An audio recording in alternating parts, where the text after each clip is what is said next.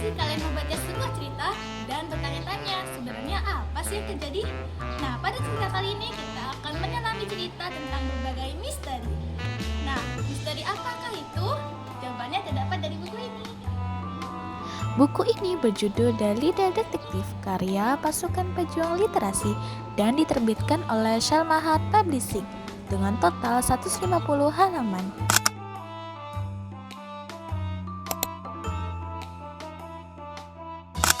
Nah, setelah kita mengenal buku tersebut, mari kita lanjutkan ke ceritanya.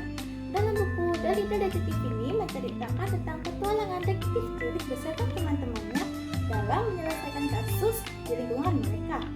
Salah satunya bermula ketika Flam membawa gitar dan dia tidak hadir di kelas. Nah, saat dia sampai di kelas, ternyata gitar miliknya patah.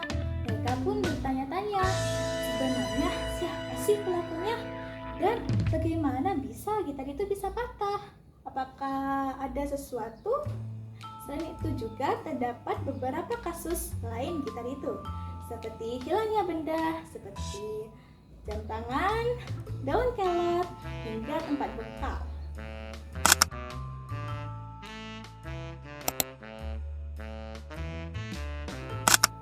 Menurut saya dalam buku ini memberikan suguhan cerita yang sangat ringan dan mudah dipahami. Walaupun begitu, mungkin beberapa orang akan cepat bosan.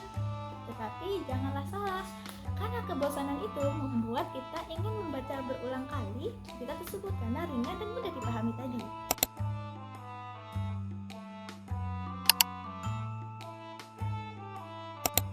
Dalam buku ini mengajarkan kita untuk tidak langsung menarik kesimpulan, melainkan kita harus mencari fakta, berani jujur, bertanggung jawab, dan bekerja sama untuk menemukan jawabannya. Nah, secara keseluruhan dalam buku The Little Detective ini sangatlah cocok bagi kalian, apalagi untuk kalangan anak-anak yang menyukai bacaan yang ringan dan mudah dipahami, apalagi genre misteri. Karena sejujurnya dalam buku The Little Detective ini memiliki cerita misteri yang sangat mudah dibaca, dan untuk yang pertama kali membaca buku misteri sangatlah cocok.